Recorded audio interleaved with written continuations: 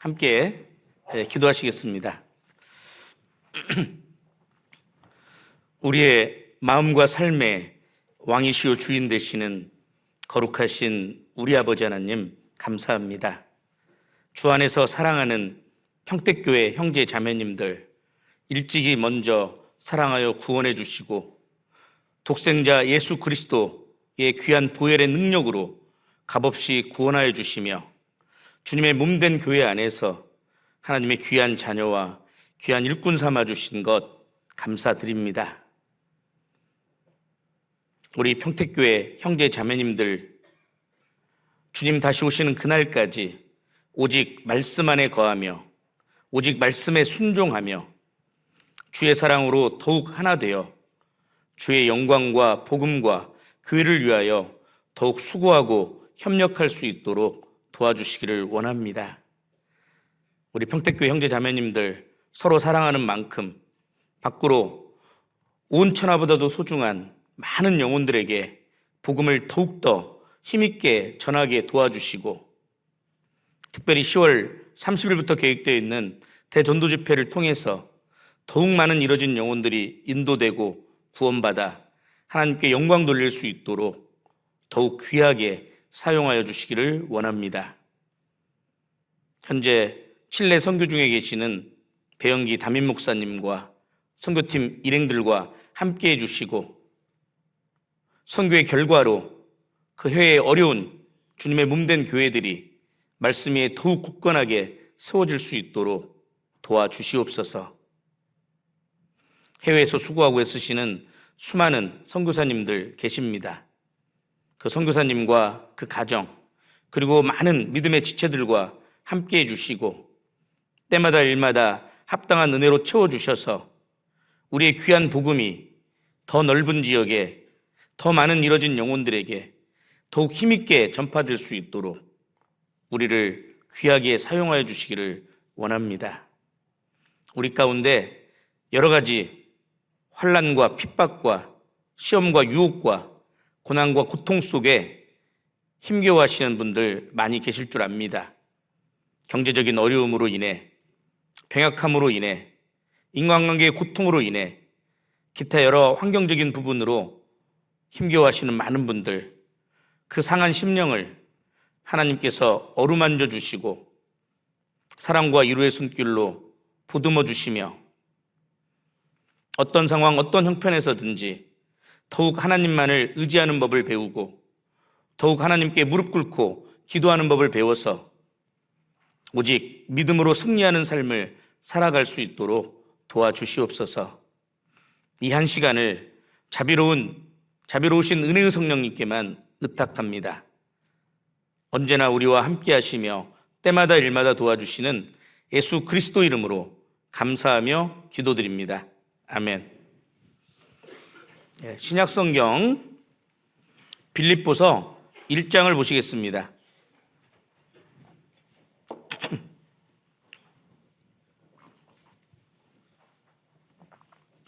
빌립보서 1장 27절 한 절을 함께 읽어보시겠습니다. 오직 너희는 그리스도 복음에 합당하게 생활하라. 이는 내가 너희를 가보나 떠나 있으나 너희가 일심으로 서서 한 뜻으로 복음의 신앙을 위하여 협력하는 것과 한 절 넘어가셔서 29절 말씀도 함께 읽겠습니다. 그리스도를 위하여 너희에게 은혜를 주신 것은 다만 그를 믿을 뿐 아니라 또한 그를 위하여 고난도 받게 하심이라. 안녕하세요. 전라도 말로는 겁나게 반갑습니다. 저는 머리털 나고 평택이라고 하는 도시를 처음 방문했는데 그 처음 방문지가 평택교회라서 너무 감사하고 또 기쁨이 넘칩니다. 평택교회 건축이 이루어지고 있다라고 하는 소식을 오래전부터 자세하게 배영기 목사님 통해서 듣고 있었는데 5월 28일 날 입당식 때 꼭 오고 싶었는데 제가 못 왔어요. 왜 못 왔는지 일정표를 확인해 보니까 외부 설교가 있었더라고요. 그래서 못 왔는데 이제서라도 이렇게 직접 방문해서 또 말씀으로 함께 교제할 수 있는 시간이 되어서 너무나 감사가 됩니다. 건축하시느라 너무나도 수고가 많으셨죠. 그런데 이 웅장한 건물이 지어졌는데 사실은 교회당만이 건축된 것이 아니라 그 교회당이 건축되는 과정 속에서 우리 평택교회 형제 자매님들의 신앙도 같이 건축된 겁니다. 틀림없이 우리 평택교회 형제 자매님들이 기도한 만큼, 수고하고 희생한 만큼 그 신앙도 훨씬 더 성장하고 성숙해졌다라고 믿습니다. 그 청교도들의 인사말 가운데 유명한 인사말이 있어요. The best is yet to come. 최상의 때는 아직 오지 않았다. 많은 형제자매님들이 야 이제 우리 할 일 다 했다라고 만족하실 수 있겠지만 제가 볼 때는 이 평택교회의 최상의 때는 아직 오지 않았습니다. 이제 이 새롭게 건축된 교회당을 통해서 하나님께서 펼쳐나가실 그 위대한 역사와 능력이 기대가 됩니다. 아마 이전보다 더욱 힘있게 이 평택 지역에 하나님의 복음이 힘있게 전파될 거라고 믿습니다. 제가 평택에 대해서 알고 있었던 정보는 평택에는 미군 부대가 있었다라고 하는 거, 그리고 평택이 앞으로 100만까지 커지는 도시가 될 거라고 하는 거, 딱 그것만 알고 왔어요. 평택이 100만 인구를 가진 도시가 될 거라는 걸 오래전부터 들었습니다. LG가 있고 또 삼성이 들어오고 어쨌든 많은 인구가 늘어날 것. 지금 현재는 얼마나 돼요? 60만 되나요? 정확히 모르겠는데 앞으로 100만 이상의 도시가 된다고 한다면 10%면 10만이고 1%면 10,000명이잖아요. 이 대강당이 빽빽하게 앉으면 천석이라고 들었어요. 천석. 여기가 빽빽하게 가득 찰 정도면 0.1%인데 뭐 너무나도 쉽죠? 뭐 금방 되겠죠? 금방 되리라고 믿습니다. 평택교회를 통해서 이루어 가시는 하나님의 역사를 함께 기도하고 또 기대하며 기다리겠습니다. 그리스도인의 삶기죠? 기도하고 기대하며 기다리는 것. 이 시간에는 본문을 중심으로 주의 사랑으로 하나 되어 협력하자라는 제목으로 말씀을 살펴보고 주님께서 우리에게 주시는 교훈과 은혜를 함께 나누고자 합니다. 이 빌립보서에 대해서는 잘 알고 계실 거예요. 에베소서, 골로새서, 빌레몬서와 함께 사도 바울의 옥중서신으로 잘 알려져 있죠. 옥중서신입니다. 그런데 이 1장의 내용은 그리스도인의 생명이신 그리스도에 대해서 잘 설명하고 있고 2장은 그리스도인의 삶의 모본이 되시는 그리스도에 대해서 3장은 그리스도인의 삶의 목표가 되시는 그리스도에 대해서 4장은 그리스도인의 능력이 되시는 그리스도에 대해서 자세하게 설명하고 있습니다. 그리고 결론적으로는 그리스도인의 전부가 되시는 그리스도, 모든 것이 되시는 그리스도에 대해서 자세하게 설명하고 있습니다. 동시에 이 빌립보서는 일치의 중요성, 하나됨, 연합의 중요성에 대해서도 강조하고 있는 너무나도 중요한 서신서다, 하나님의 말씀이다 라고 말씀을 드릴 수가 있습니다. 그리스도인의 신앙생활이란 무엇일까요? 그리스도인의 신앙생활이라고 하는 것은 그리스도가 나의 생명이다, 그리스도가 나의 삶의 모본이고 나의 삶의 목표가 되며 나의 능력이 된다. 결론적으로 그리스도는 나의 모든 것 되시는 분이다.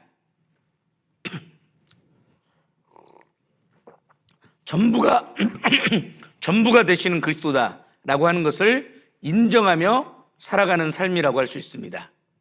그렇다면 그러한 삶은 과연 어떠한 삶일까요? 그러한 삶은 어떤 상황, 어떤 형편에서도 빌립보서 4장 4절 말씀에 주 안에서 항상 기뻐하라, 내가 다시 말하노니 기뻐하라는 말씀처럼 어떠한 상황 속에서라도 지금 내가 사망의 음침한 골짜기를 걸어가고 있는 것처럼 느껴질 수 있어요. 지금 나는 눈물 골짜기를 걸어가고 있다. 나는 지금 벼랑 끝에 내몰려져 있다. 벼랑 끝에서 떨어지면서 가까스로 나무 한 줄기 잡았는데 그 잡은 손마저도 놓아버리고 싶은 절체절명의 위기 속에서도 그리스도가 나의 생명이고 나의 삶의 모본이고 목표이며 능력이다. 나의 모든 것이다. 나의 전부이다. 라고 하는 것을 기억하고 그럼에도 불구하고 내 마음속에 참 감사와 기쁨과 평강이 넘쳐나는 삶이라고 할 수 있습니다. 그게 그리스도인의 진정한 삶이라고 할 수 있겠죠.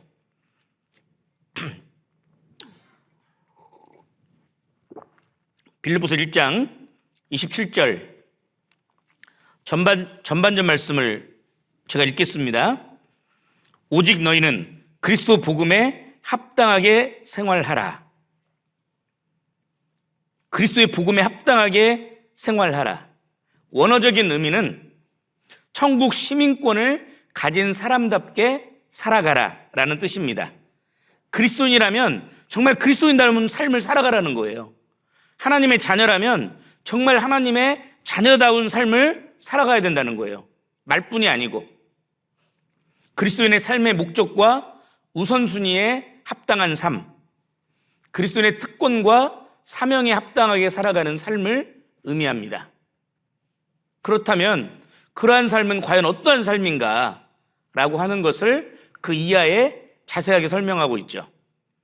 27절 오직 너희는 그리스도 복음에 합당하게 생활하라. 이는 내가 너희를 가보나 떠나 있으나 너희가 일심으로 서서 한뜻으로 복음의 신앙을 위하여 협력하는 것과 그리스도 복음에 합당하게 생활하는 삶이라고 하는 것은 먼저는 일심으로 서서 한뜻으로 복음의 신앙을 위하여 협력하는 삶이라는 겁니다. 동시에 29절 함께 읽겠습니다. 그리스도를 위하여 너에게 은혜를 주신 것은 다만 그를 믿을 뿐 아니라 또한 그를 위하여 고난도 받게 하심이라. 동시에 그러한 삶은 그리스도를 위하여 고난받는 삶이라고 하는 겁니다. 우리 모두는 복음을 통해서 구원받았습니다. 그리고 우리는 지금 복음 안에서 교제하고 있습니다. 복음을 위해서 수고하고 협력하며 복음을 위해서 고난받고 복음을 전파하는 사람들입니다. 그게 그리스도인이라는 거죠. 그리스도인이 과연 어떤 사람인가? 많은 정의를 내려볼 수 있을 거예요. 그리스도의 피로 그리스도의 것이 된 사람, 그리스도의 영이 그 안에 들어와 있는 사람, 그리스도를 닮는 사람, 여러 가지로 정의해 볼 수 있겠지만 가장 대표적인 그리스도인의 정의는 그리스도를 위해 고난받고 그리스도를 전파하는 사람이라고 할 수 있어요. 그리스도를 위하여 고난받는 사람, 그리스도를 위하여 고난받기를 자처할 뿐만 아니라 기뻐하는 사람, 그리고 그 복음을 그리스도를 전파하는 사람이다 라고 정의를 내려볼 수 있어요. 29절 같이 한번 읽어보실까요? 그리스도를 위하여 너에게 은혜를 주신 것은 다만 그를 믿을 뿐 아니라 또한 그를 위하여 고난도 받게 하심이라. 이 말씀은 제게 큰 울림이 되었던 말씀인데요. 제가 해외 선교사로 통틀어서는 한 13년 정도 해외에서 생활을 했고 남태평양 한복판에 떠있는 작은 섬 괌이라고 하는 섬에서 한 12년 선교사역을 했는데 선교사들은 많은 어려움들이 있어요. 첫째로는 언어 장벽, 둘째로는 문화 장벽, 그리고 이해할 수 없는 많은 문화적인 차이들, 정말 힘들고 어려운 일들도 많고 정말 한국적인 시각으로는 이해할 수 없는 너무나도 억울하고 답답한 일도 많이 당해요.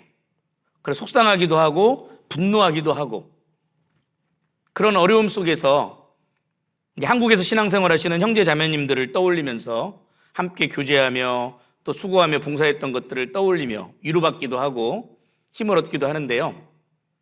그 해외선교 현장에서 어느 날인가 제가 이 빌립보서 1장 이 말씀을 읽고 묵상하고 연구하고 있었어요.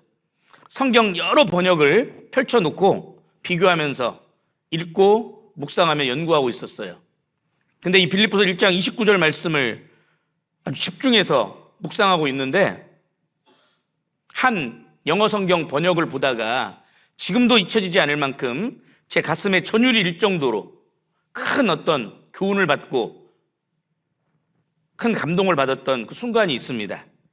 이 빌립보서 1장 29절 말씀이 한 영어 번역에는 이렇게 번역이 되어 있더라고요. You have been given. 여러분들은 받았습니다. Not only the privilege of trusting Christ. 그리스도를 믿을 수 있는, 신뢰할 수 있는 특권만을 받은 것이 아니라 but also the privilege of suffering for him. 그분을 위해서 고난받고 고통받을 수 있는 특권도 받은 사람들입니다. 여러분들은 그리스도를 믿고 신뢰할 수 있는 특권만을 받은 사람들이 아니고 그분을 위해서 고난받고 고통받을 수 있는 특권까지도 받은 사람들이다. 그 말씀을 딱 읽는데요, 가슴에 전율이 일었어요. 그렇구나. 그리스도를 위해서 받는 고난, 수고와 희생이 단지 의무감에 어쩔 수 없이 받아야 되는 것이 아니라 그리스도인으로서 받을 수 있는 최고의 특권이구나, 최고의 영광이구나, 그걸 깨닫게 된 거예요. 너무 감사가 되더라고요.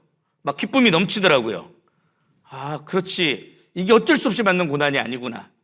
의무감에 받는 고난이 아니구나. 정말 그리스도인이 받을 수 있는 최고의 특권과 영광이구나를 깨닫게 된 거예요. 지금 여러분들은 각처에서 수고하며 봉사하고 계실 겁니다. 많은 직분들이 있을 거예요. 때로는 힘든 일도 있겠죠. 오해도 받겠죠. 많은 어려움들이 있을 거예요. 그럼에도 불구하고 그것이 주님께서 내게 주신 은혜 위의 은혜고 그리스도인이 받을 수 있는 최고의 특권과 영광이라고 하는 것을 반드시 기억할 필요가 있습니다. 베드로전서 4장을 한번 보겠습니다.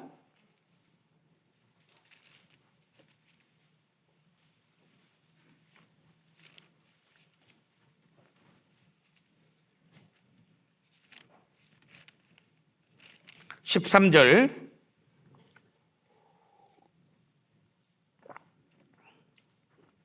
함께 읽겠습니다. 오직 너희가 그리스도의 고난에 참여하는 것으로 즐거워하라. 이는 그의 영광을 나타내실 때에 너희로 즐거워하고 기뻐하게 하려 함이라. 그리스도의 고난, 그리스도를 위한 고난에 참여하는 것으로 즐거워하라 그랬어요. 기뻐하라는 거죠. 그의 영광을 나타내실 때 그리스도의 재림시에 너희로 즐거워하고 기뻐하게 하려 함이라. 그리스도의 고난에 참여한 것 같이 장차 그리스도의 영광에도 참여할 것이 확실하기 때문에 마땅히 즐거워하고 기뻐해야 된다는 거예요. 제가 이제 한국으로 귀국하고 난 이후에 광주교회에서 여기 평택교회 담임 목사님, 배영기 목사님과 같이 신앙생활을 했었는데요. 이제 광주교회 청년회를 배영기 목사님이 맡으시다가 이제 제가 맡게 됐어요. 근데 이제 광주교회 청년회는 광주교회처럼 그 연초가 되면 매년 슬로건을 정했어요. 평택교회는 믿는 고로 말하노란가? 어디서 본 것 같은데 그게 슬로건이죠? 여기 있네. 내가 믿는 고로 말하리라. 그런데 2014년 하반기에 청년의 임원들이 저를 찾아왔어요. 목사님, 그 2015년 광주교회 청년의 슬로건을 하나 정해주세요. 그렇게 숙제를 하나 던져주고 가버렸어요. 그 슬로건을 아무렇게나 정할 수는 없잖아요. 그래서 기도하고 또 생각하는 가운데 어떻게 정해주지? 봤더니 전전에는 예수의 흔적을 가졌노라라고 배영기 목사님이 정해주신 것 같더라고요. 그리스도의 고난과 관련된 내용이더라고요. 그래서 제가 고민하다가 오늘 본문 말씀 빌립보서 1장 29절 말씀하고 방금 읽은 베드로전서 4장 13절 말씀을 모티브로 해가지고 이렇게 정해봤어요. 그리스도인의 특권, 그리스도의 고난을 기뻐하라. 여기에는 즐거워하라라고 돼 있지만 기뻐하라나 즐거워하라나 동일한 의미고 그 운율상 그 기뻐하라가 더 맞는 것 같아요. 그리스도인의 특권, 그리스도의 고난을 기뻐하라. 뭐라고요? 그리스도인의 특권, 그리스도의 고난을 기뻐하라. 이 특권에 이렇게 점을 하나씩 찍어야 되겠죠. 방점을. 그리스도의 특권이에요. 그리스도를 위하여 받을 수 있는 고난은. 그것을 반드시 우리가 기억할 필요가 있어요. 우리는 우리에게 맡겨진 많은 봉사들을 당연히 해야 할 일로만 생각하지 진정으로 감사하고 기뻐해야 될 일로 생각하지 않을 때가 너무 많아요. 그런데 반드시 기억하셔야 돼요. 주님을 위해서 일하고 주님을 위해서 고난받을 수 있다는 것은 은혜 위에 은혜요, 특권과 영광이요, 내가 주님을 위해서 살고 주님의 은혜에 보답할 수 있는 최고의 기회다라고 하는 것을 반드시 기억하셔야 돼요. 내가 사랑하지 않는 일, 관심 없는 일을 열심히 하는 것은 스트레스예요. 그러나 진정으로 내가 사랑하는 일, 관심 있는 일을 열심히 하는 것은 열정이에요. 세상에도 이런 명언이 있잖아요. 천재는 노력하는 자를 이길 수 없고 노력하는 자는 즐기는 자를 이길 수 없다. 지금 내게 맡겨진 이 봉사를 정말 사랑하는 마음으로 우리가 봉사할 수 있다면 그 어떠한 고난도 정말 하나님이 주신 최고의 특권과 영광이라고 하는 것을 우리는 깨달을 수밖에 없을 겁니다. 본문으로 돌아가서 빌립보서 1장 27절 함께 읽겠습니다. 오직 너희는 그리스도 복음에 합당하게 생활하라. 이는 내가 너희를 가보나 떠나 있으나 너희가 일심으로 서서 한뜻으로 복음의 신앙을 위하여 협력하는 것과. 사도 바울은 빌립보 교회 성도들에게 일심으로 한뜻으로 복음의 신앙을 위하여 협력할 것을 권면하고 있습니다. 그런데 바울 서신서들을 자세히 읽어보면 빌립보 교회에만 권면하고 있는 건 아니에요. 골로새 교회 성도들에게도 사랑 안에서 연합해야 된다라고 권면하고 있고, 에베소 교회 성도들에게는 모든 겸손과 온유로 하고 오래 참음으로 사랑 가운데서 서로 용납하고 평안에 매는 줄로 성령이 하나 되게 하신 것을 힘써 지키라고 권면하고 있거든요. 왜 사도 바울은 일심, 한뜻, 연합, 하나됨을 강조하고 있을까요? 교회는 믿음의 공동체임과 동시에 사랑과 기쁨의 공동체입니다. 뿐만 아니라 우리는 피를 나눈 형제 자매보다도 더 가까운 성령으로 함께 세례받은 영적 가족입니다. 영원한 운명 공동체라는 거예요. 그리고 우리는 주님의 몸된 교회예요. 머리와 몸이 분리될 수 없는 것처럼, 지체가 몸에서 분리되면 그 기능을 다할 수 없는 것처럼 우리는 뗄래야 뗄 수 없는 불가분의 관계를 가진 한 몸이라고 하는 것을 우리는 기억할 필요가 있어요. 그런데 교회 안에 사랑이 식으면 하나됨이 깨어지고, 교회 안에 하나됨이 깨지면 교회는 분열되고 마침내 무너집니다. 하나됨이 깨지면 전능하신 하나님의 역사가 그만큼 제한받게 되는 거예요. 아무리 수고하고 애쓰는데도 복음의 역사가 잘 나타나지 않는 거예요. 그래서 우리의 주님을 향한 어떠한 열심, 특심, 열정, 수고와 희생과 봉사와 헌신보다도 먼저는 주님과의 하나됨, 주님의 몸된 교회와의 하나됨에 더욱더 마음을 기울이셔야 됩니다. 하나됨이 더욱 중요한 가치예요. 무엇보다도 먼저 선행돼야 될 최고의 가치라고 하는 것 기억하셔야 돼요. 이 평택교회가 하나 돼야 이 평택 지역을 복음으로 흔들 수 있다고요. 하나 되지 않으면 결코 그런 일은 일어날 수 없을 거예요. 하나 되셔야 돼요. 그래서 빌립보서 2장 2절을 보겠습니다. 2장 2절에 마음을 같이하여 같은 사랑을 가지고 뜻을 합하며 한 마음을 품어 같이 같은 합하며 한, 이런 단어를 사용해가지고 교회가 하나 되어야 될 것을 거듭 강조하고 있잖아요. 그리고 복음을 위해서 교회가 하나 되어 협력하기 위해서 가장 필요한 것이 무엇일까? 5절입니다. 5절 함께 읽겠습니다. 너희 안에 이 마음을 품으라. 곧 그리스도 예수의 마음이니. 복음을 위해 교회가 하나 되어 협력하기 위해서는 무엇보다도 우리에게 그리스도 예수의 마음이 필요하다는 거예요. 그리스도 예수의 마음. 그 마음이 어떤 마음일까요? 그 마음이 어떤 마음인지 자세하게 살펴보려면 시간이 없고 오늘 밥 못 드시니까 간단하게만 설명하면, 첫째는 무엇보다도 겸손의 마음일 거예요. 겸손. 예수님은 하나님 자신임에도 불구하고 하늘 영광 보좌를 다 버리고 이 낮고 낮은 땅 위에 육신의 천한 몸을 입고 오셨어요. 그것도 짐승의 구유에서 태어나셨어요. 예수님의 이 땅에 오신 목적, 죄인들을 구원하기 위해서 십자가에 못 박혀 돌아가시기 위해서 예루살렘 성에 입성하실 때 백마 타고 입성한 게 아니라 나귀 새끼 타고 입성하셨어요. 겸손의 왕이죠. 이 겸손은 신앙생활에 있어서 가장 중요한 거예요. 성 어거스틴에게 신앙생활에 있어서 가장 중요한 것이 무엇입니까? 라는 질문을 했을 때 그는 이렇게 말했다고 하잖아요. 첫째는 겸손입니다. 둘째도 겸손입니다. 셋째도 겸손입니다. 이 겸손이라고 하는 것이 신앙생활에 있어서 가장 중요한 것이라는 거죠. 겸손하지 않으면 교만한 사람은 어떠한 사람과 있어도 문제를 만들어냅니다. 하나됨을 깨지게 돼 있어요. 근데 겸손한 사람은 어떠한 사람과 있어도 화평을 추구해요.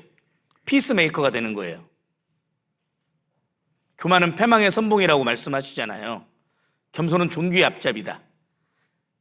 겸손한 그리스도인들을 통해서 하나님의 역사가 이루어지는 거예요. 하나님의 은혜가 물이 높은 곳에서 낮은 곳으로 흐르는 것처럼 겸손한 자에게 흐른다고 약속하고 계시잖아요. 신앙생활을 잘하려면 무엇보다도 내가 겸손해야 된다라고 하는 것을 잊지 말아야 돼요. 나보다도 형제 자매들을 더 낮게 여겨야 돼요. 아래로 보는 게 아니라 더 좋게 여긴다는 거죠. 항상 배운다는 마음가짐으로 형제 자매들을 대하고 형제 자매들을 존중하고 사랑하고 같이 마음을 모으셔야 될 거예요. 예수 그리스도의 마음 두 번째는 복종하는 마음일 거예요. 순종하고 복종하는 마음. 예수님은 완전한 하나님으로 오심과 동시에 완전한 인간으로 오셨어요.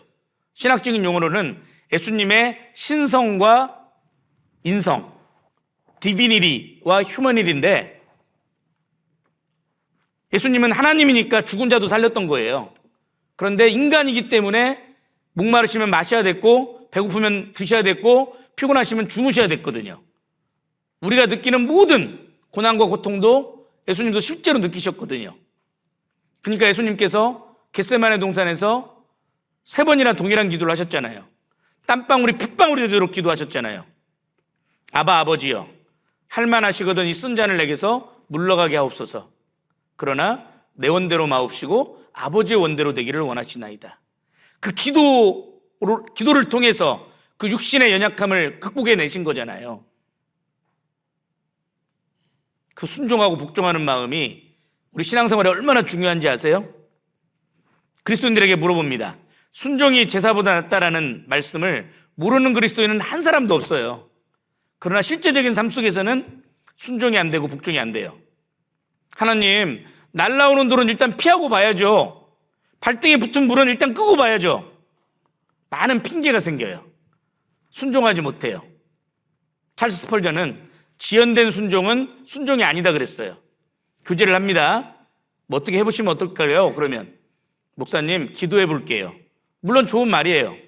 그런데 그 마음 본심 안에 피하고 싶은, 순종하기 싫어하는 마음이 있기 때문에 즉각적인 순종이 안 될 수도 있다는 거죠.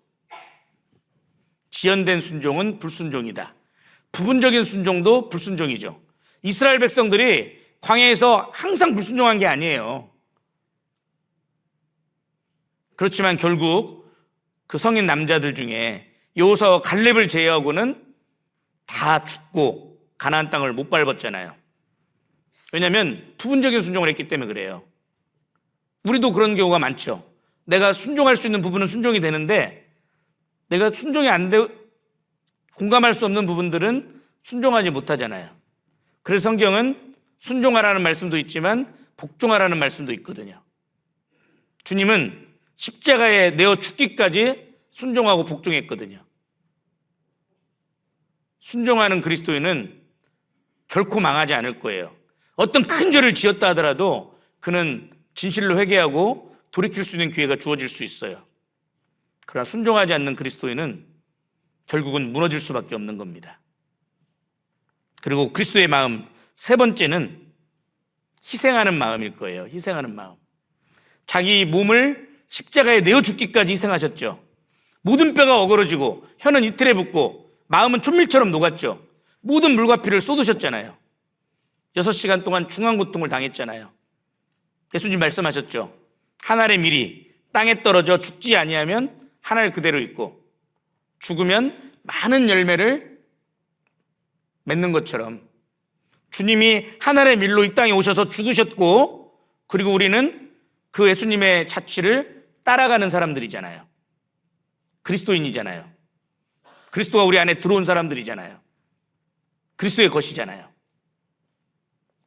그래서 희생하는 그리스도인들이 많은 부서, 회, 구역, 교구, 교회가 성장하고 성숙하며 부흥될 수밖에 없는 거예요. 희생하기 싫어하는 그리스도인들만 모인 곳은요, 다툼과 분쟁밖에 없어요. 복음의 역사가 나타나지 않아요. 그리스도인의 수고와 희생 없이 어떻게 복음이 전해지겠어요? 어떻게 성도가 양육이 되겠어요? 그런 이기적인 그리스도인들만 있다면 어떻게 복음이 전해지겠냐고요. 희생하는 그리스도인들이 많을 때 복음이 힘있게 전해질 거예요. 평택교회에 수고하고 희생하는 그리스도인들이 많았기 때문에 이 위대한 건축이 이루어질 수 있었다라고 믿어요. 어제 부럽더라고요. 어제 목사님 자랑하더라고. 이 스크린이요, 광주교회보다 몇 미터가 더 크대요. 길대요. 광주교회가 훨씬 더 큰 교회인데 자존심이 상했지만 표현 못했습니다. 아, 평택교회 대단하다.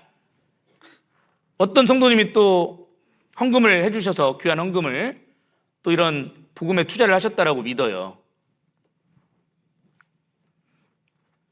그래서 정말 그런 그리스도의 마음이 있을 때 우리가 하나 되어 복음을 힘있게 전할 수 있다는 것 기억하셔야 될 겁니다. 그 빌립보서 1장 27절 다시 한번 보면 그 하반절에 보면 너희가 일심으로 한 마음이죠. 서서 한 뜻으로 복음의 신앙을 위하여 협력하는 것과 일심으로와 한 뜻으로 사이에 뭐가 있어요? 서서가 있죠. 누워서가 아니죠. 앉아서도 아니죠. 서서예요. 서서. 교회 안에는 복음 전하는 일과 교회 일에 참여하는 모습이 아주 다양하게 나타나요. 잠자고 있는 사람도 있고요, 철석 주저앉아 있는 사람도 있고요, 안락의자에 편히 앉아서 복음의 구경꾼, 복음의 방관자가 되어 있는 사람도 있고요, 서서 수고하고 애쓰는 사람도 있고요, 서서 많이 수고하고 더욱 애쓰는 사람도 있고요, 죽기에 이르러도 자기 목숨을 돌아보지 않는 사람, 복음을 위하여 자기 목이라도 내놓기를 주저하지 않는 사람도 있을 거예요.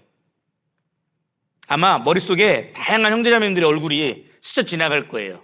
이 교회당 건축하는 데에도 정말 그 누구보다도 많이 수고하고 애쓴 분도 있고 아예 모든 삶을 다 올인한 사람도 있을 수 있어요.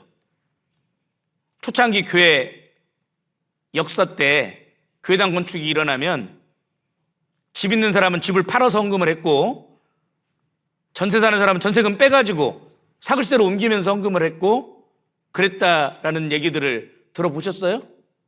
초창기에는 그랬어요. 초창기에는. 중요한 것은 다른 사람의 모습이 어떠한 거냐가 아니고 나의 모습은 어떠냐는 거예요. 참으로 살아계신 하나님 앞에서, 주님의 몸된 교회 앞에서 과연 나의 모습은 어떠한 모습일까? 그것이 어떠한 일이든, 큰 일이든 작은 일이든, 중요한 일이든 중요하지 않는 일이든, 그것이 주님과 관계된 일이라면, 복음과 관련된 일이라면, 교회와 관련된 일이라면 적극적인 동참, 적극적인 희생의 모습이 되어야 된다는 겁니다. 주의 사랑으로 하나 되어 주의 일에 더욱 연합하고 수고하고 협력하셔야 된다는 거예요. 자석 아세요? 마그네틱이라고도 하는데 주로 집에 가면 냉장고에 많이 붙어 있어요. 마그네틱, 자석이에요. 그런데 자석은 쉽게 설명하면 쇳덩이거든요. 그런데 일반 쇳덩이는 다른 쇳덩이를 끌어당길 수 있는 힘이 없어요. 그런데 자석은 놀랍게도 다른 쇳덩이들을 끌어당기는 힘을 가지고 있어요. 왜일까요? 학자들이 연구해 보니까 일반 쇠붙이를 구성하고 있는 그 분자의 구조가 다 제 멋대로예요. 무질서예요. 그런데 자석을 구성하고 있는 분자 구조는 질서정연해요. 마치 한 가지의 목표, 목적 아래에 모든 것이 잘 하나 되어 협력되어 있는 모습처럼. 그렇기 때문에 다른 쇠붙이를 끌어당길 수 있는 강력한 힘이 있는 거예요. 정말 평택교회 형제 자매님들이 주의 사랑으로 하나 되어 있다면 더욱 많은 이뤄진 영혼들이 이 평택교회당 안으로 들어오게 될 겁니다. 그 이뤄진 영혼들은요, 귀신같이 알아요. 여기 탁 평택교회에 들어온 순간 생명과 은혜와 능력의 말씀, 복음의 말씀을 들어보기도 전에 마음 문이 활짝 열릴 수도 있고 닫힐 수도 있어요. 그들은 귀신같이 안 되니까요. 여러분들이 정말 주의 사랑으로 하나 되어 있는지, 아니면 서로 시기하고 다투고 욕심부리고 질투하고 있는지 기가 막히게 알아요. 그래서 말씀 들어보기도 전에 마음이 열렸다가 닫혔다 한다니까요. 정말 여러분들이 구역에서 교구에서 주의 사랑으로 하나 되어서 교제하고 있다면 말씀과 교제로부터 멀어져 있는 형제 자매님들이 끌려 들어올 거예요. 그런데 우리 주변에 너무나도 많은 형제 자매님들이 있죠. 말씀과 교제로부터 멀어져 있는 분들 많죠. 어쩔 수 없는 경우도 있을 수 있겠지만 정말 우리가 주의 사랑으로 하나 되어 그렇게 뜨겁게 사랑으로 교제하고 있다면, 믿음으로 교제하고 있다면 그 많은 형제 자매님들, 떨어져 있는 형제 자매님들이 하나씩 하나씩 끌려 들어오게 될 거예요. 정말 우리는 하나 되어 있는지를 돌아볼 필요가 있다는 거죠. 기러기 아시죠? 미물이지만 기러기는 무리를 지어서 날아갈 때 V자 형태로 날아가잖아요. 혼자 날지 않죠. 함께 떼를 지어서 V자 형태로 날아가면 에너지 소모를 71%가 줄어든다는 거예요. 그 서로의 날갯짓이 그 상승 기류를 만들어 주잖아요. 서로의 날갯짓이 날아가는 것을 도와주는 거예요. 앞에 바람의 저항을 가장 강하게 받고 나아가는 기러기들은 힘이 들어요. 그러니까 뒤에서 날아가는 기러기들은 끼룩끼룩 하면서 응원가를 불러주잖아요. 힘내라 힘, 힘내라 힘, 응원가를 불러주잖아요. 그 무리에서 이탈되는 기러기가 있으면 다른 한두 마리의 비둘기가 빠져나와서 기력을 회복할 때까지 혹은 죽을 때까지 지켜주다가 다시 본대로 합류해서, 그리고 앞에 날아가는 기러기는 너무 힘드니까 때로는 위치도 바꿔줘요. 그러면서 그 멀고 먼 길을 안전하게 날아갈 수 있는 거거든요. 정말 우리 교회도 함께하면 아무리 어려워 보이는 일도 쉽게 할 수 있거든요. 교회당 건축하기 전에는 과연 가능할까? 땅을 사놓고 이제 100억이 넘는 120억인가 공사를 해야 되는데 할 수 있을까? 어려워 보였을 거예요. 그러나 하나 되니까 이루어지잖아요. 물론 하나님이 하셨죠. 하나님이 그리스도인들을 통해서 놀랍게 역사하신 거예요. 우리가 정말 함께 할 수만 있다면 아무리 힘들고 어려운 일들도 할 수 있어요. 훗날 이 교회당이 꽉 차가지고 이사 가야 된다 그러면 과연 그런 날이 올까라고 생각할 수 있겠지만 더 큰 땅을 매입하고 더 큰 건물을 지을 수도 있을 거예요. 하나만 될 수 있다면.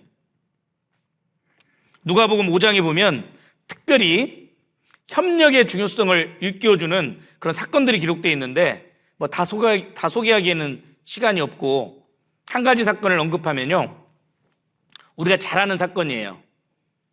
갈릴리 지역에서 태어나서 평생 어부로 살아갔던 베드로가 어느 날 밤에 물고기를 잡으려고 수고하고 했었는데 물고기 한 마리도 잡지 못하는 그 암흑 같은 밤이 있었죠. 그래서 결국은 그 물고기 잡이의 달인이었던 베드로가 물고기 잡는 것을 포기하고 무토로 나왔어요. 그래서 이제 그물을 이제 정리하고 있는 거예요. 그런데 예수님이 뒤늦게 나타나가지고 뭐라고 말씀하시냐면 깊은 데로 가서 그물을 내려 고기를 잡으라고 말씀하는 거예요.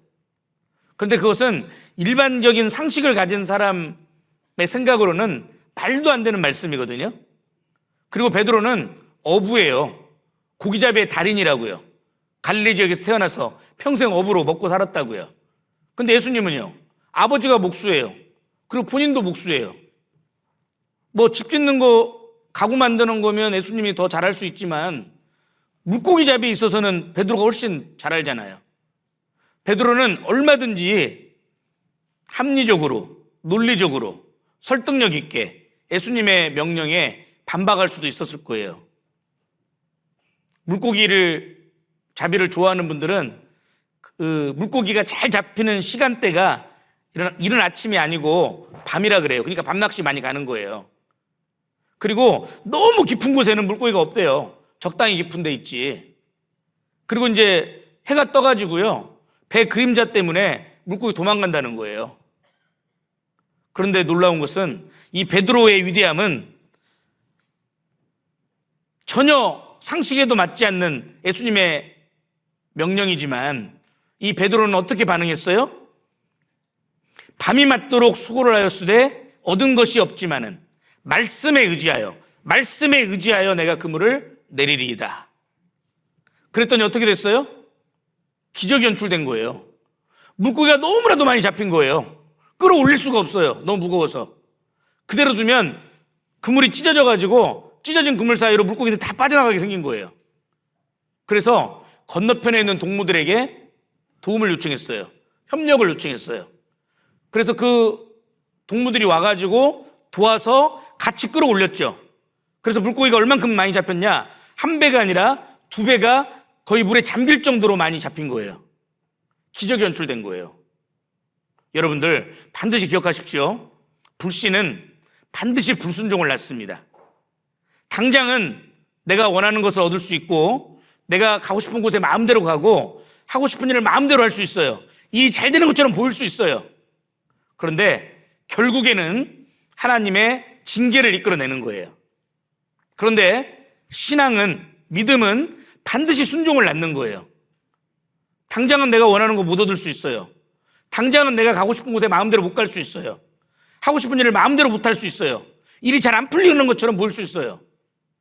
그런데 순종은 반드시 하나님의 축복을 낳는 거예요. 기적을 연출해내는 거예요. 밤이 맞도록 수고를 하였으되 얻은 것이 없지만은 말씀에 의지하여 내가 그물을 내리리이다. 순종했죠? 어떤 결과가 나왔어요? 물고기가 그물이 찢어질 정도로 많이 잡혔어요. 기적이 연출된 거예요. 순종은 하나님의 축복을 낳는 거예요. 그래서 성경에는 순종이 제사보다 낫다라고 말씀하고 계신 거예요. 예수님께서 제자들에게 말씀하셨잖아요. 내가 너희로 사람을 낚는 어부가 되게 하리라. 주님께서도 우리에게 동일하게 말씀하시는 거예요. 우리를 영혼을 건지는 어부로 삼으셨잖아요. 복음 전파의 사명을 맡겨주셨잖아요. 그런데 우리가 하나 되어 협력하지 못한다면 찢어진 그물 사이로 물고기들이 빠져나가는 것처럼 많은 잃어진 영혼들을 놓칠 수밖에 없을 거예요.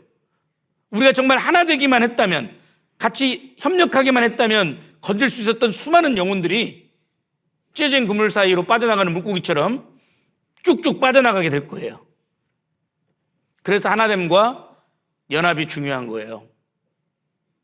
잠언 30장에 보면 이 땅에 작고도 지혜로운 것 넷이 기록되어 있죠. 첫째는 개미예요. 둘째는 사반, 셋째는 메뚜기, 넷째는 도마뱀. 근데 세 번째 등장하고 있는 이 메뚜기를 보면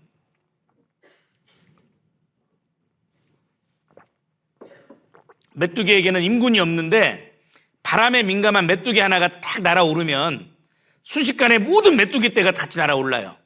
그리고 메뚜기 떼가 지나가는 곳은 완전 초토화되는 거예요.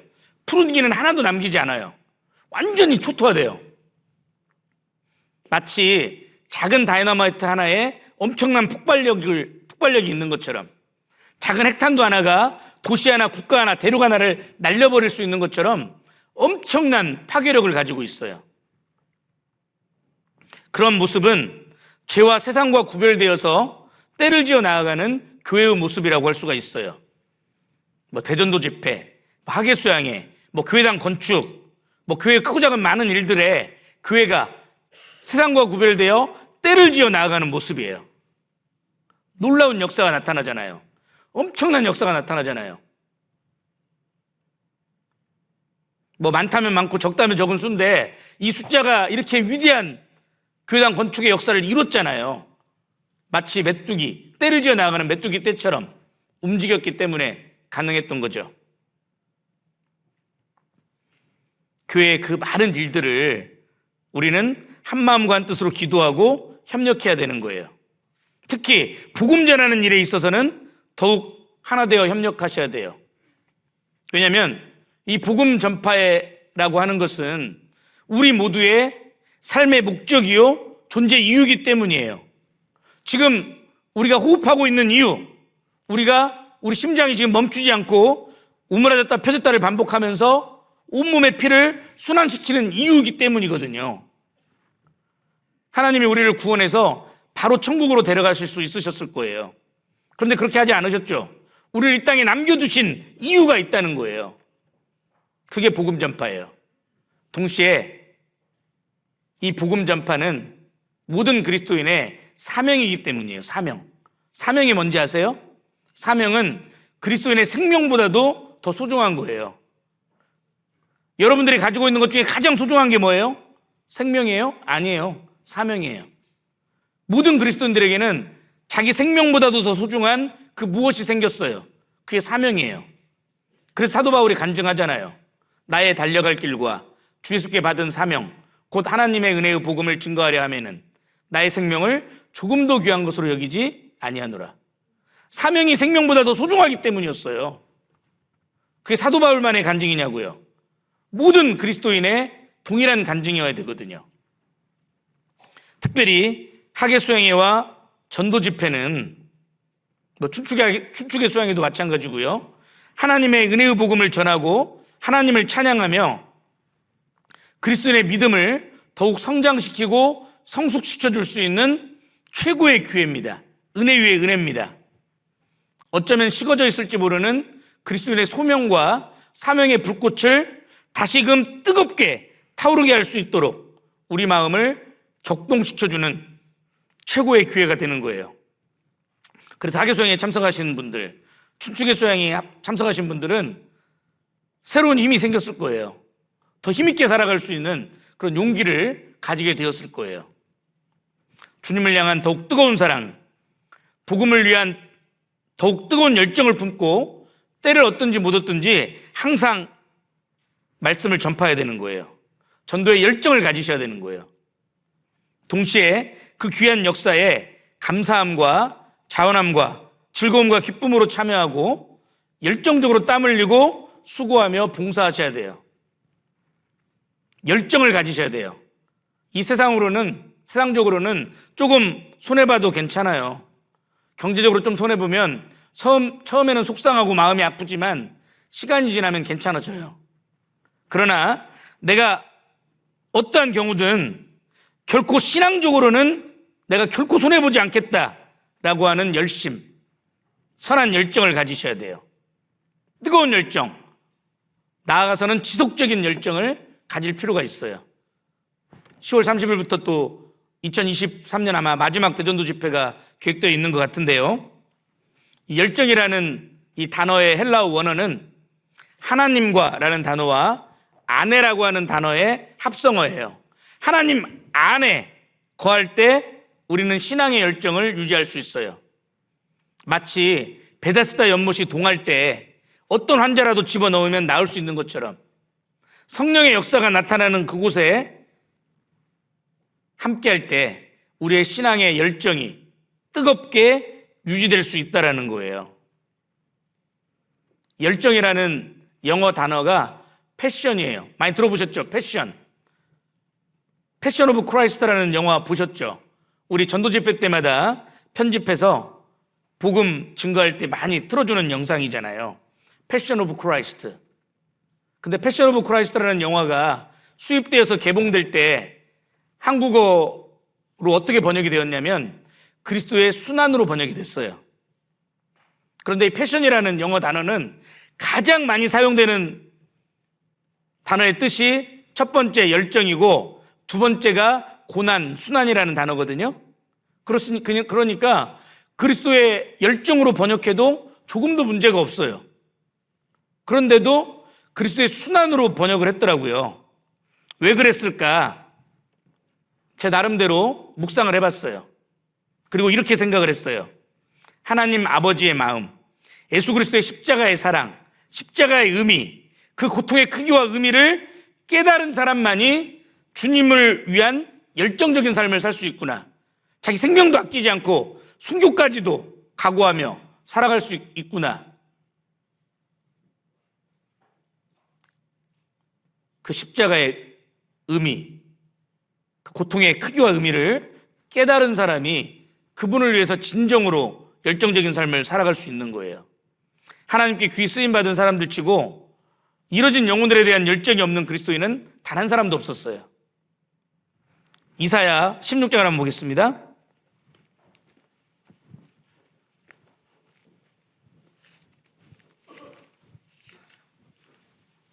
이사야 16장 11절. 이러므로 나의 마음이, 이사야 선지자의 마음이 모압을 위하여 수금같이 소리를 바라며 나의 창자가 기라레셋을 위하여, 모압의 고대 수도죠, 이하여 그러하도다. 이사야 선지자는 하나님께서 이 모압에게 강호할 만한 심판을 내린다는 소식을 들었어요. 그런데 이사야 선지자는 이 모압이 멸망당한다는 소식을 듣고 기뻐하거나 고소한 게 아니에요. 이스라엘의 대적이었잖아요. 이사야 선지자는 그 모압 땅에 사는 그 영혼들이 멸망당하는 것이 너무나도 슬픈 거예요. 고통스러운 거예요. 그래서 나의 마음이 모압을 위하여 수금같이 소리를 바라며 나의 창자가 기라레셋을 위하여 그러하도다. 마치 기타줄이 튕겨지는 것처럼, 하프줄이 튕겨지는 것처럼 창자가 요동하는 거예요. 그렇게 고통을 느낀다는 거예요. 이사야 선지자의 마음속에 하나님 아버지의 마음이 들어가 있는 거죠. 우리가 잘 아는 눈물의 선지자 에레미야 아셔요? 에레미야는 그 멸망당하는 유다의 모습을 보면서 눈에서 눈물이 시냇물처럼 흘렀다고 표현하거든요. 그래서 별명이 눈물의 선지자예요. 에레미야 예가 한번 보겠습니다. 에레미야 예가 3장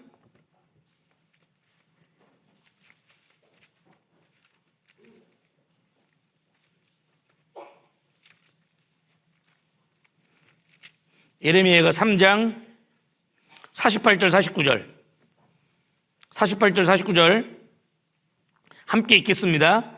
처녀 내 백성의 파멸을 인하여 내 눈에 눈물이 시내처럼 흐르도다. 내 눈에 흐르는 눈물이 그치지 아니하고 쉬지 아니하며. 예레미야 선지자의 마음속에 하나님이 들어가 있는 거예요. 그래서 그 이뤄진 영혼들을 보면서 너무나도 슬프고 고통스러운 거예요. 눈물에서 시내처럼 흐를 정도로 눈물이. 여러분들 전도하면서 왜 전도가 안 될까? 전도는 어려워 이렇게만 생각할 게 아니라 내가 인도하고자 하는 그 영혼을 위해서 눈물을 흘리면서 기도해 본 적이 있는지 돌이켜 보세요. 그 영혼을 위해서 눈물을 흘려 보셨어요? 그러지 않고 전도가 어렵다고만 얘기한다고요? 예레미야 선지자 뭐라고 간증했어요? 내가 다시는 여호와를 선포하지 아니하며 그 이름으로 말하지 아니하리라 하면 나의 중심이 불붙는 것 같아서 골수에 사무치니 답답하여 견딜 수 없나이다. 그런 마음이 나에게도 있었는지를 우리는 돌이킬 필요가 있는 거예요. 몇 달 전에 깨어있는 사람들 홈페이지에 전도라는 단어로 이행시를 올린 한 형제님이 있어요.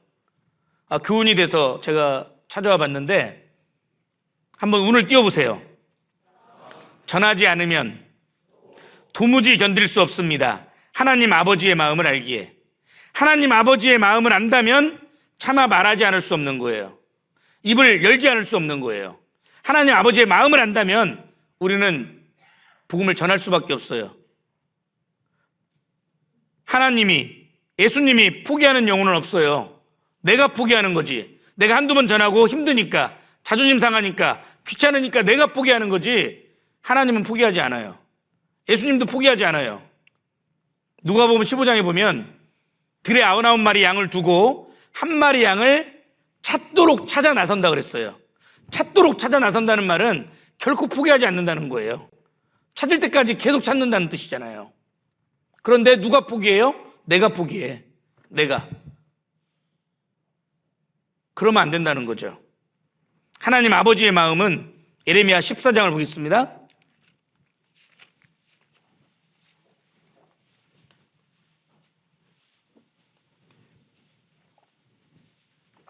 14장 17절. 너는 이 말로 그들에게 이르라. 내 눈이, 하나님의 눈이 밤낮으로 끊치지 아니하고 눈물을 흘리리니 이는 처녀딸 내 백성이 큰 파멸 중한 창상을 인하여 망함이라. 하나님의 눈이 밤낮으로 끊치지 아니하고 눈물을 흘린다 그랬어요. 하나님은 악인이 죽는 것도 차마 기뻐하지 않는 분이라 그랬어요. 죄인 하나가 회개하면 하늘에서는 회개할 것 없는 의인 99을 인하여 기뻐하는 것보다 더 기뻐한다고 말씀하셨어요. 하나님은 이뤄진 영혼들이 구원받기를 원해요. 모든 사람이 구원을 받으며 진리를 아는 데 이르기를 원하시느니라. 기독교 역사상 가장 위대한 그리스도인, 내가 그리스도를 본받는 자 된 것 같이 너희는 나를 본받는 자 되라라고 자신 있게 말할 수 있었던 사람, 사도 바울이죠. 그는 성경적인 지식도 대단했던 사람이에요. 다윗은 천국도 갔다 온 사람이에요. 고린도후서에 보면 천국 갔다 왔잖아요. 근데 그 얘기를 차마 하지 않았잖아요. 그래서 하나님이 사단의 가시를 주셨죠. 3번이나 기도했지만 그 가시를 없애준 게 아니라 가시를 가지고 있으면서도 내가 약할 때 온전해짐이라는 진리를 깨달을 수 있게 하셨잖아요. 그 사도 바울은 그 누구보다도 천국에 대해서, 영원한 지옥에 대해서 잘 알고 있었던 사람이에요. 그래서 복음을 죽기까지 전한 거예요. 그런데 그는 자기가 감옥에 갇혀있는 상황에서도 자유롭게 신앙생활을 하는 형제 자매들을 향해서 주 안에서 항상 기뻐하라, 내가 다시 말하노니 기뻐하라라고 권면할 수 있었던 사람이었음에도 불구하고 그에게도 큰 근심과 마음에 그치지 않는 고통이 있다라고 성경은 기록하고 있어요. 로마서 9장에 보면 뭐죠? 나의 형제 곧 고륙의 침척을 위하여 내 자신이 저주를 받아 그리스도에게서 끊어질지라도 원하는 바로라. 무슨 말씀이에요? 내 형제, 내 동족이 구원받을 수만 있다면 자기는 지옥 가도 좋다는 말이에요. 지옥이 얼마나 끔찍한 곳인지를 아는 사람인데 그 영혼을 향한 열정이 얼마나 뜨거웠으면 그런 고백을 할 수 있었을까요? 제가 평소에도 좋아하는 찬양이지만 특별히 상담, 전도 집회, 수양회를 앞두고 많이 부르는 찬양이 있어요. 입으로도 부르고 속으로도 계속 불러요. 그 찬양은 은혜찬송 31장 영혼을 건지는 열심이에요. 열심을. 영혼을 건지는 열심을 나에게도 주소서. 만민이 주님의 사랑을 찬송케 합소서. 길을 잃고 늘 방황하는 자 주 앞에 인도하게 하시고 이 시간에도 주님의 역사 말하게 하여 주소서. 영혼을 건지는 열심을 나에게도 주소서. 영혼을 건지는 열심이 식어져 있다면 나는 죽어가고 있는 것이 확실해요. 교회에서 대전도 집회를 한다고 해도 관심이 없어요. 형제자매들이 이뤄진 영혼들을 데리고 오는데도 관심이 없어요. 영혼이 죽어가고 있는 거예요. 그렇다면 회개하셔야 돼요. 돌이키셔야 돼요. 하나님께 부르짖어야 돼요. 나에게도 영혼 걸지는 열심을 주시라고 기도하셔야 된다고요.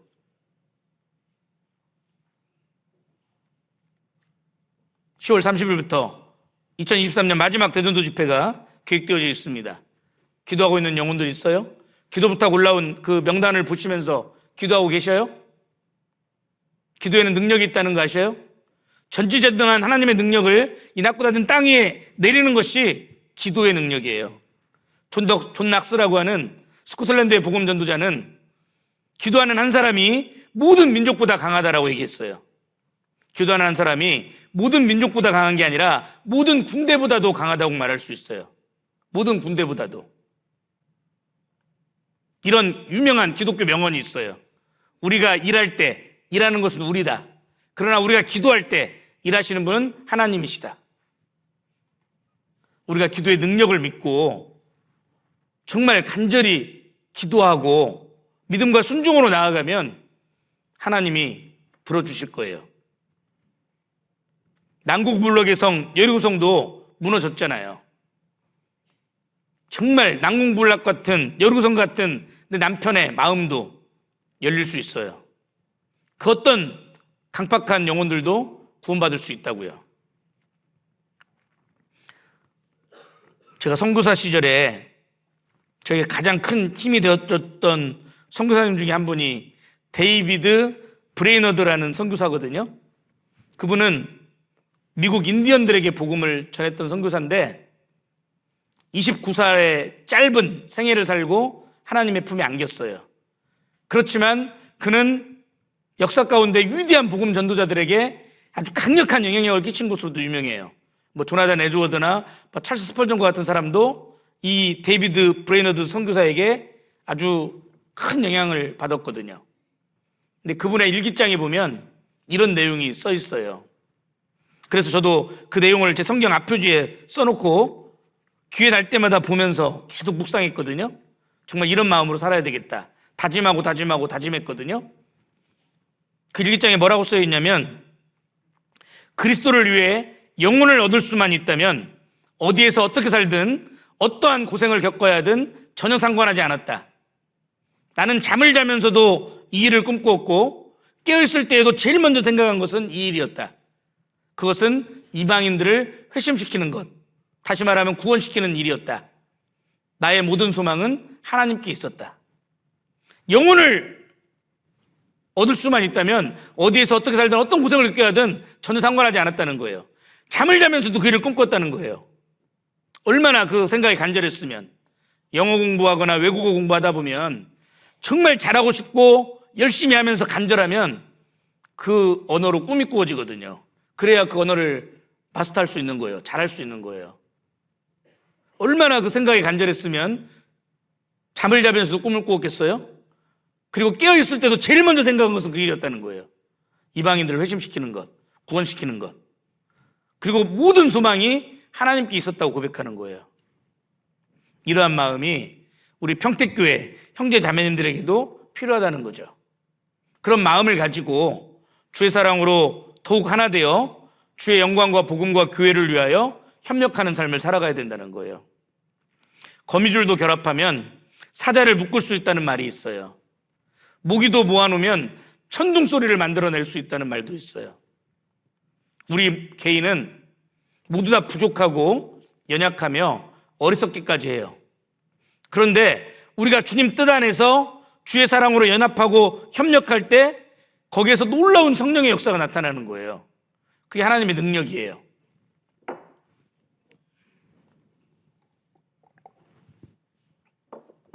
소금 아세요? 소금? 가장 중요한 금 3가지가 있다 그러잖아. 현금이에요? 현금, 출금, 지금? 이 아니라 황금, 소금, 또 무슨 금이라고 그러던데. 그 소금 알죠? 소금은 사람이 살아가는 데서는 없어서는 안 되는 너무나도 소중한 거죠.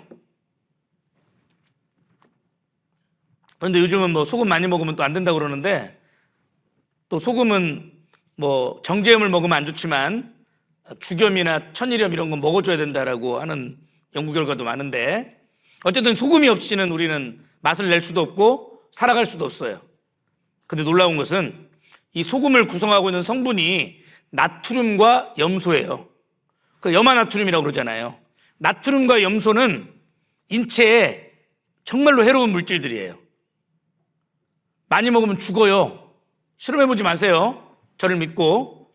그런데 염소와 나트륨, 해로운 것들이 뭉쳐져서 사람들이 살아가서는 없어서는 안 되는 소중한 소금이 되는 거예요. 너무나 놀랍잖아요. 신비하잖아요. 이렇게 놀라지 않는 게 정말 놀랍네요. 정말 놀라운 일이에요. 이거 뭐예요? 물이죠. 특별히 이과생, 공대생들은 H2O라고 말할 수도 있어요. 수소 두 분자와 산소 한 분자가 만나서 물을 이뤘잖아요. 그런데 한번 보세요. 수소는 수소 폭탄을 만들 수 있을 정도로 불에 탈 수 있는 성질을 많이 가지고 있어요. 산소는요, 불이 잘 탈 수 있는 가연성을 가지고 있어요. 그래서 작은 불이 나면 어떻게 해요? 담요로 덮어요. 그게 뭐 하는 거예요? 공기 중에 산소를 차단시키는 거예요. 그럴 일은 없겠지만 이 건물에 불이 났어요. 났다고 가정하면 저희 문이 뒤에 열려있고 창문이 열려있으면 순식간에 잿더미가 되는 거예요. 왜? 산소가 들어오니까. 불이 잘 타오를 수 있도록 하니까. 그런데 생각해 보세요. 불이 잘 타게 하는 산소와 불에 탈 수 있는 수소가 만나서 불을 꺼트리는 물을 만드는 거예요. 놀랍지 않으세요? 진짜 놀라지 않는 게 놀랍네요. 평택 식구들은 잘 안 놀았나 봐. 웬만하면. 불에 탈 수 있는 성질들이 만나가지고, 불에 잘 탈 수 있는 성질들이 만나가지고 불을 끄는 물을 만들어내잖아요. 놀랍죠? 신비롭죠? 아무리 성격이 다르고 개성이 다르고 코드가 다르고 스타일이 다르다 할지라도 우리 모두는 주의 사랑 안에서 하나 될 수 있고 하나 돼야 하고 마땅히 연합하고 협력해야 된다는 거예요. 뭐 교육 수준이 다르고 생활 수준이 다르고 뭐 취미가 다르고 뭐 모든 게 다르다 할지라도 우리는 하나 되어 있고 하나 돼야 되고 연합하고 협력해야 된다는 거예요. 고린도전서 1장입니다.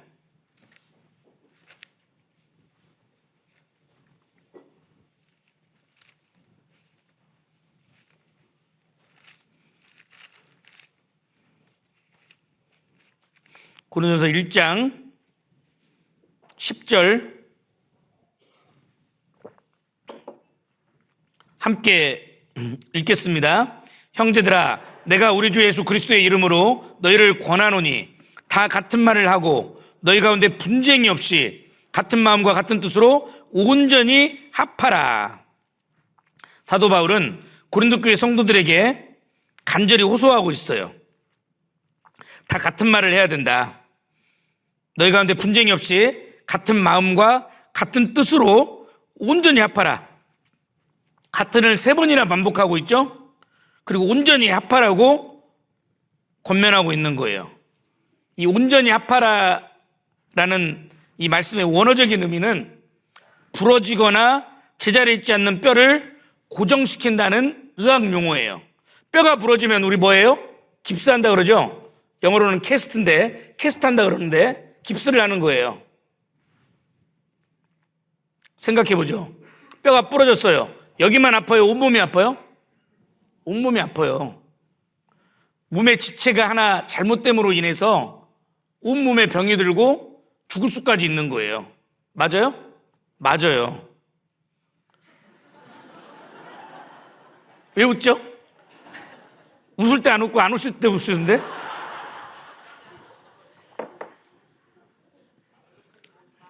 그래서 우리가 마땅히 같은 말을 해야 되고 같은 마음과 같은 뜻으로 온전히 합해야 되는 거예요. 그렇지 않으면 교회에 큰 병이 걸릴 수 있어요. 교회가 무너져 버릴 수도 있다고요. 그래서 우리가 하나됨이 그렇게 소중하다고요.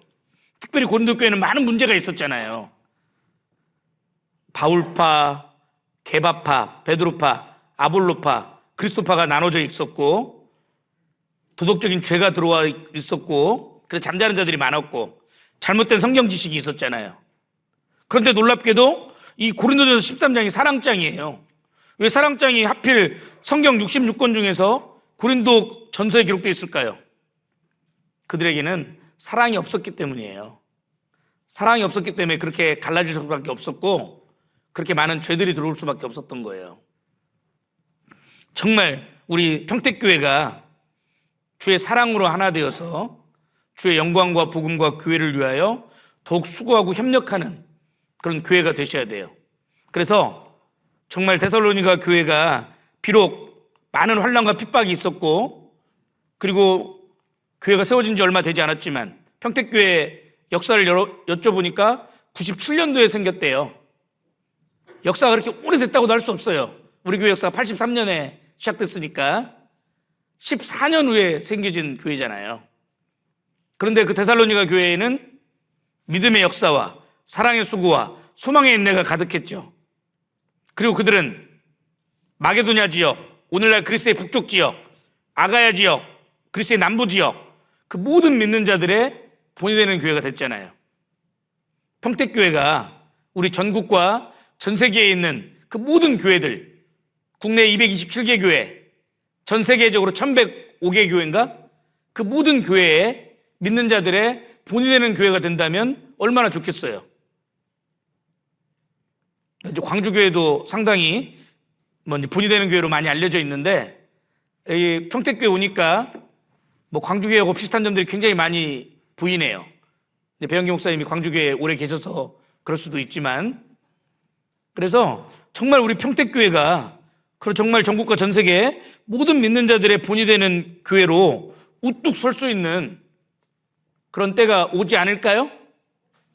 여러분들에게 달려있겠죠. 여러분들이 어떻게 하느냐가 그럴 수도 있고 그렇지 않을 수도 있겠죠. 이제 마무리를 해야 되겠는데요. 제가 학창시절 때 정말 유명한 격언이 하나 있었어요. 명언이 하나 있었어요. 내가 헛되이 보낸 오늘 이 하루는 어제 죽은 사람이 그토록 살기를 갈망하던 내일이었다. 들어보셨어요? 내가 오늘 헛되이 보낸 이 오늘 하루가 어제 죽은 사람이 그토록 살기를 갈망하던 내일이었대요. 그리스도인의 하루, 그리스도인의 시간은 너무나도 소중하다는 거 아셔요? 왜냐하면 온 천하보다도 소중한 한 영혼을 살릴 수도 있고 죽일 수도 있는 하루이기 때문에 그래요. 주께는 하루가 천년 같고 천년이 하루 같다라는 말씀을 통해서 볼 때 그리스도인의 하루는 천년만큼의 가치가 있는 거예요.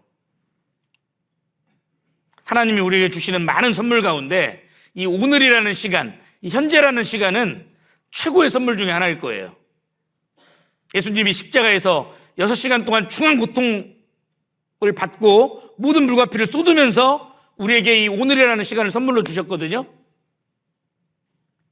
영어로 present라고 하는 단어가 선물이라는 뜻도 있지만 현재라는 뜻도 있잖아요. 그러니까 현재, 이 오늘이라는 시간은 하나님의 선물인 것이 틀림없어요. 이런 말 들어보셨어요? Time is gold, time is money. 시간은 금이고 시간은 돈이다. Time is life, 시간은 생명이다. 나아가서 왜? 이 삶이라고 하는 것은 시간의 연속으로 이루어져 있잖아요. 그래서 시간을 낭비하고 허비하는 것은 killing time, 시간을 죽이는 것이라 그러잖아요. 그래서 to save time is to lengthen life, 시간을 절약하는 것이 생명을 연장시키는 것이다 라는 명언도 나왔어요. 그리스도인의 시간은 너무나도 중요한 거예요. 이 시간을 우리는 결코 헛되이 보내서는 안 될 거예요. 그리스도인에게 가장 중요한 세 날이 있어요. 어떤 날일까요? 첫째는 구원받은 날, 둘째는 주님이 재림하시는 그날, 그리고 마지막으로 셋째는 주의 영광과 복음과 교회를 위해서 살 수 있는 바로 이 오늘이라는 이 시간, 하나님께서 나에게 베풀어 주신 그 크고 놀라우신 은혜를 보답할 수 있는 이 오늘이라는 시간, 이 세 날이 가장 중요한 날이에요.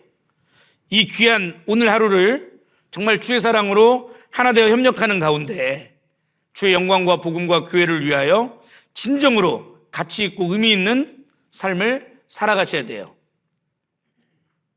히브리서 11장 믿음장에 보면 모세의 이야기가 기록되어 있죠. 믿음으로 모세는 장성하여 바로의 공주의 아들이라 칭함을 거절하고 도리어 하나님의 백성과 함께 고난받기를 잠시 죄악을 낙을 누리는 것보다 더 좋아하고, 더 좋아했다는 말은 영어로는 choosing, 선택했다는 거예요. 그리스도를 위하여 받는 능욕을 애굽의 모든 보화보다 더 큰 재물로 여겼으니 이는 상주심을 바라봄이라. 이는 상주심을 바라봄이라. 우리 또한 믿음의 사람 모세처럼 주님의 상주심을 바라보고 영혼을 계산하는 삶을 살아가야 되는 거예요. 주님을 기쁘시게 하고 하나님께 영광 돌리는 삶을 살아가셔야 되는 거예요. 오늘날 잘못된 교리가 들어와가지고 상급은 필요 없다, 상급 교리를 없애버렸어요. 서머땡 교회, 그죠? 아직도 자살하여 죽은 목사 설교를 녹화해서 듣고 있는데, 성경에는 예수님이 분명히 말씀하셨어요. 내가 속히 오리니 내가 줄 상이 내게 있어 각 사람의 행한 대로 갚아주리라.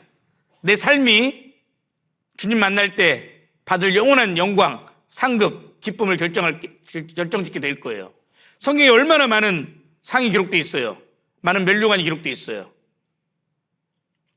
해의 영광이 다르고 달의 영광이 다르며 별의 영광이 다른데 별과 별의 영광이 다르다 그랬어요. 구원은 다 똑같이 받았어요. 100%. 예수 그리스도의 터에 다 구원을 받았는데 그 위에 신앙의 집을 건축해 가야 되는데 나무나 풀이나 짚으로 그 신앙의 집을 건축해 가는 사람이 있고 금이나 은이나 보석으로 지어가는 사람이 있어요. 다 달라요. 이 평택교회당 건축을 할 때 어떻게 참여해야 되는지에 따라서도 상급이 다 달라요.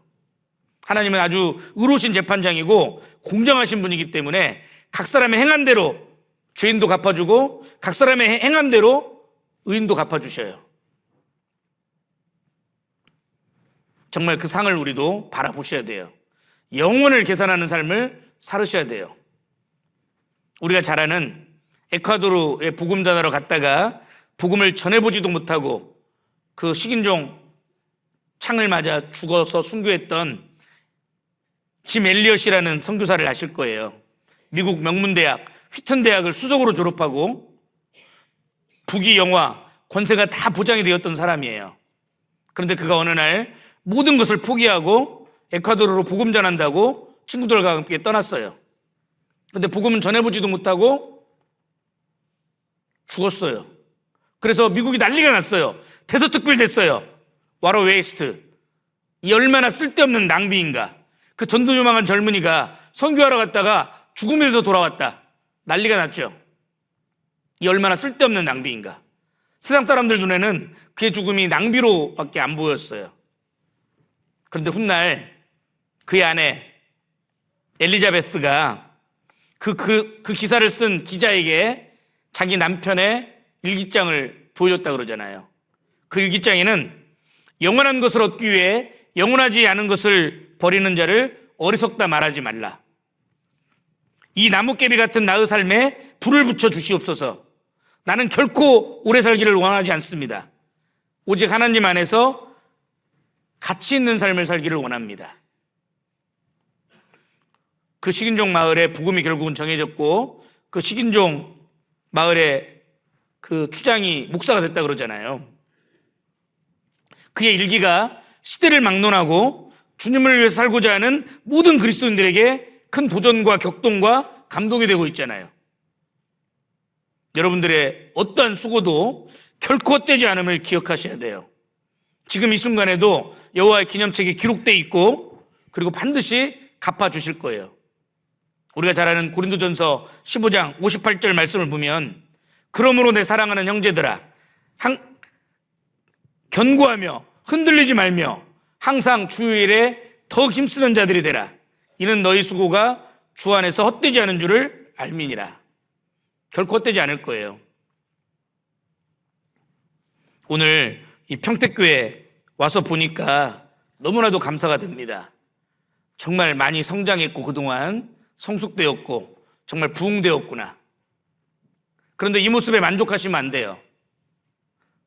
지금은 대강당에 좀 여유가 있어 보이는데 하루빨리 이 대강당에 촘촘히 앉아가지고 이 천석을 가득 채울 수 있도록 정말 복음이 힘있게 전해졌으면 좋겠습니다. 그래서 저도 다시금 평택교회를 또 방문할 수 있는 그런 기회가 주어진다면 더 큰 감사와 기쁨과 또 위로를 받을 수 있었으면 좋겠습니다. 너무 감사한 시간들이었고요. 저희도 내일부터 광주교회 2024년 마지막 전도 집회가 시작되거든요. 대전도 집회가. 그래서 저도 이제 마음이 좀 분주하긴 한데 돌아가서도 10월 30일부터 있는 우리 평택교회 마지막 대전도 집회를 위해서 또 함께 기도하겠습니다. 많은 분들 아직까지 좀 시간이 많이 남아있으니까 한 영혼이라도 더 주님께로 인도하셨으면 좋겠습니다. 여러분들이 하실 일은 영혼을 말씀 앞까지 인도하는 일이고 구원받고 안 받고는 하나님이 하실 거예요. 여러분들이 하는 일은 한 영혼이라도 더 이 자리에 앉히시는 일이에요. 많은 영혼들이 전도되는 귀한 집회가 되기를 기도하겠습니다. 함께 기도하겠습니다. 모든 찬송과 존귀와 영광을 받으시기 합당하신 우리 아버지 하나님 감사합니다. 사랑하는 평택교회 형제 자매님들 더욱 말씀 안에서 하나 되게 하시고 주의 영광과 복음과 교회를 위하여 더욱 수고하고 협력하는 삶을 살아갈 수 있도록 도와주시기를 원합니다. 배영기 목사님과 많은 임원들, 모든 형제 자매님들 한 마음과 한 뜻이 되어서 한 영혼의 구원과 한 성도의 양육을 위하여 더욱 수고하고 희생할 수 있도록 도와주시옵소서. 평택교회를 통해서 더욱 크고 놀라우신 성령의 역사를 날마다 더해 주시고 더욱 귀하게 사용하여 주시옵소서. 우리와 항상 함께 하시며 때마다 일마다 도와주시는 예수 그리스도 이름으로 감사하며 기도드립니다. 아멘.